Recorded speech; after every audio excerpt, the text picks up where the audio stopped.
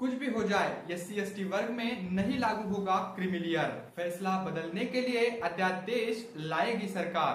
PM Modi के इस वक्तव्य में कितना है दम, देखेंगे इस छोटी सी रिपोर्ट में।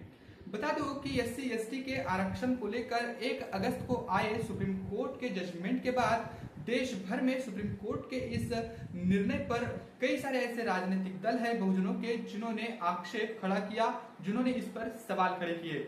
इसमें बसपा सुप्रीमो के साथ साथ वंचित बहुजन आघाड़ी के अध्यक्ष प्रकाश अंबेडकर, इनके साथ ही रामविलास पासवान के बेटे, इन्होंने भी इस पर आरोप लगाए और साथ ही अलग बहुजनों के जितने दल है उन्होंने भी इस पर कड़े सवाल खड़े किए। इसके बाद जब सुप्रीम कोर्ट के इस निर्णय के बाद जब गवर्नमेंट में बैठे प्रधानमंत्री नरेंद्र मोदी, इन्होंने जब इस पर बयान दिया तो उन्होंने कहा कि कुछ भी हो जाए हम SC/ST के आरक्षण में क्रीमी लेयर लागू नहीं होने देंगे और एक अध्यादेश लाएंगे।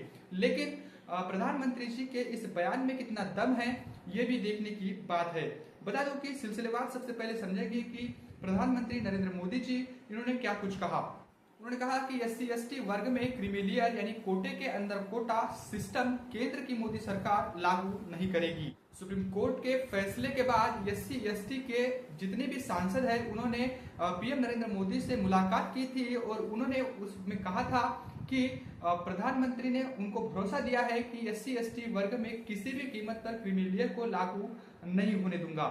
जरूरत पड़ी तो कोर्ट के फैसले के खिलाफ सरकार अध्यादेश भी लाने के लिए पीछे नहीं हटेगी। सुप्रीम कोर्ट के फैसले के बाद LJP के यानी रामविलास पासवान के पुत्र चिराग पासवान और रामदास अठवले ने भी इसका विरोध जताया था, लेकिन इनके विरोध में कितना दम है ये भी देखने वाली बात होगी। चिराग पासवान ने कहा था कि उनकी लोक जनशक्ति पार्टी इस फैसले के खिलाफ है। साथ ही वंचित बहुजन आघाड़ी के अध्यक्ष प्रकाश अंबेडकर, इनका भी इस पर बयान आया और कहा कि सुप्रीम कोर्ट की चाल को बहुजन समाज समझे।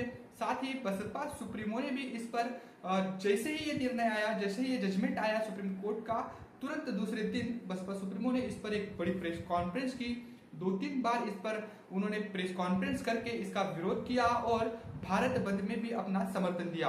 बता दो कि सुप्रीम कोर्ट ने 1 अगस्त 2024 को अनुसूचित जाति और अनुसूचित जनजाति के आरक्षण के बारे में ऐतिहासिक फैसला सुनाया था, लेकिन इसके बाद सरकार इन समुदायों के आरक्षण सीमा के भीतर अलग से वर्गीकरण यानी कोटे के अंदर कोटा कर सकती है, ऐसी जो कयास है वो लगाए जा रहे थे। मुख्य न्यायाधीश DY Chandrachud, justice BR Gavai, justice Vikram Nath, justice Bela Trivedi, justice Pankaj Mittal, justice Manoj Mishra और जस्टिस सतीश चंद्र शर्मा, इन 7 जजों की बेंच के 6 न्यायाधीशों ने SC/ST के आरक्षण में उपवर्गीकरण के पक्ष में फैसला सुनाया था।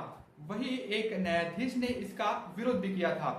फैसला सुनाते समय यह सिफारिश भी की गई थी कि अनुसूचित जाति और अनुसूचित जनजाति के आरक्षण में क्रीमी लेयर का प्रावधान भी होना चाहिए और यह अन्य पिछड़ा वर्ग यानी OBC वर्ग पर लागू क्रीमी लेयर के प्रावधान से अलग होना चाहिए। इस फैसले को लेकर कई पहलू की तरफ लोगों का ध्यान गया कि क्या अनुसूचित जाति और अनुसूचित जनजाति के आरक्षण में भी क्रीमी लेयर लाने के पीछे कोई इसका ठोस कदम जो है वो सरकार उठाएगी, क्या इसकी जरूरत है, ऐसे कई सारे सवाल खड़े हो गए। लेकिन आपको बता दूं कि बसपा सुप्रीमो के साथ साथ वंचित बहुजन आघाड़ी के अध्यक्ष प्रकाश अंबेडकर और रामविलास पासवान के बेटे चिराग पासवान ने भी इसका विरोध किया।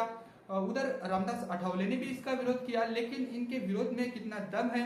बसपा सुप्रीमो ने तो इस पर खुले तौर पर 3 प्रेस कॉन्फ्रेंस की और कहा कि सुप्रीम कोर्ट का ये जो जजमेंट आया है ये गैर संवैधानिक है।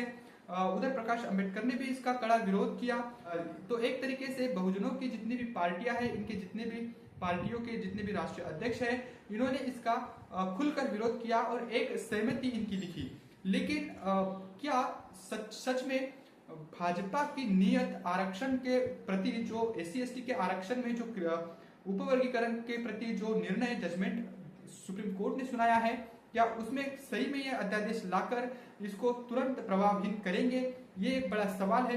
क्योंकि बसपा सुप्रीमो का एक स्टेटमेंट आया जिसमें उन्होंने कहा कि सुप्रीम कोर्ट के इस जजमेंट को केंद्र सरकार पलट सकती है और वो तुरंत इस सत्र में, जो संसद का जो सत्र चल रहा है, इसमें एक स्पेशल सत्र बुला के इसके खिलाफ मतलब एक आवाज उठाए। और अगर सही में कांग्रेस और भाजपा के साथ साथ अन्य दल भी इसमें इसके विरोध में है तो वो भी इस पर अपनी सहमति जताए।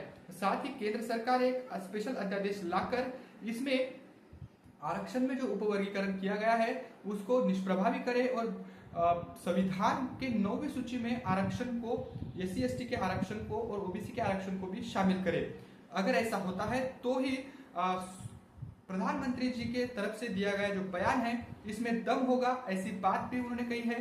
तो अब देखने वाली बात होगी कि जो प्रधानमंत्री ने जो बयान दिया है कि कुछ भी हो जाए हम SC/ST के आरक्षण में जो क्रीमी लेयर है वो लागू नहीं करेंगे और हो सका तो अध्यादेश भी लाएंगे।